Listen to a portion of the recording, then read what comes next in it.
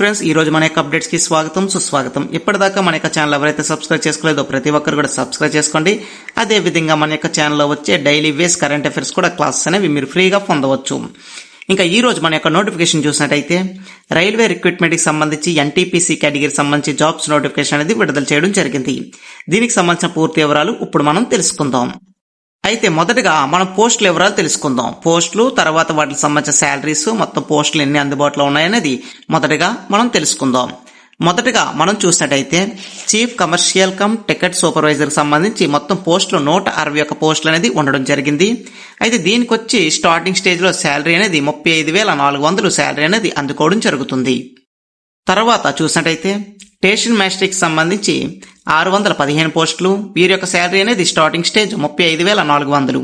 Goods train manager సంబంధించి 3,416 పోస్టులు ఉండడం జరిగింది. వీరి యొక్క శాలరీ స్టార్టింగ్ స్టేజ్ చూసినట్టయితే 29,200.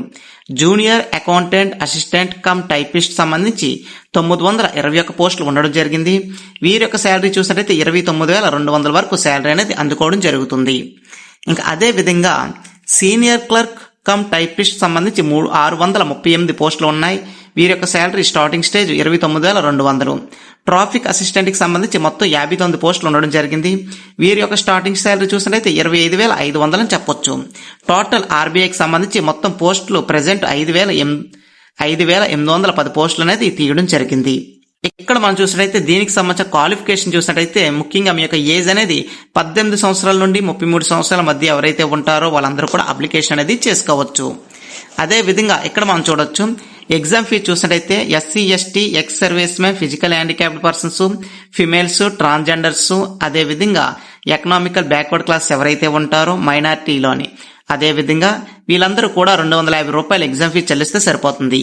ఇంకా జనరల్ కేటగిరీ ఓబీసీ ఎవరైతే ఉంటారో ఓసీ వారు ఎగ్జామ్ ఫీజు 500 రూపాయలు చెల్లించాల్సి ఉంటుంది. అదే విధంగా ఇక్కడ అప్లికేషన్ సంబంధించిన డీటెయిల్స్ అనేది తెలుసుకుందాం.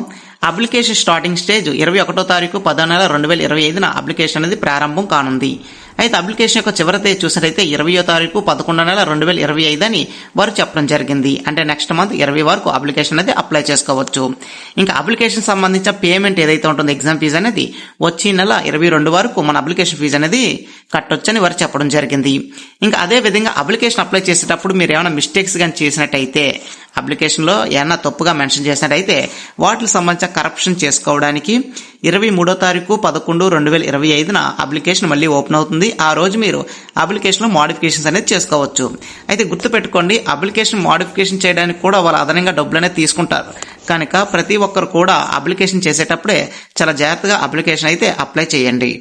అయితే నేను గతంలో ఏదైతే చెప్పానో మళ్ళీ అదే విధంగా ఒకసారి చెప్తున్నాను. ఇక్కడ చూడండి, ఇక్కడ మనం చూసినట్టయితే మొత్తం పోస్టుల వివరాలు 5,810 పోస్టులు ఉండడం జరిగింది. ఇక్కడ శాలరీస్ చూసినట్టయితే 25,500 నుండి 35,400 వరకు. ఇది స్టార్టింగ్ స్టేజ్ శాలరీ అనే విషయం గుర్తుపెట్టుకోండి. హైయెస్ట్ ప్యాకేజ్ అనేది ₹1,00,000 వరకు ఉంటుంది. ఇంకా అదే విధంగా క్వాలిఫికేషన్ వచ్చేసి ఇప్పుడు చెప్పిన పోస్టులు అయితే ఉన్నాయో వాటికి సంబంధించిన క్వాలిఫికేషన్ వచ్చేసి గ్రాడ్యుయేట్, ఎనీ డిగ్రీ పూర్తవుతే చాలు. ఎనీ డిగ్రీ అనమాట, టెక్నికల్ నాన్ టెక్నికల్ అని లేదు. డిగ్రీ ఎవరైనా సరే అప్లికేషన్ అనేది చేసుకోవచ్చు.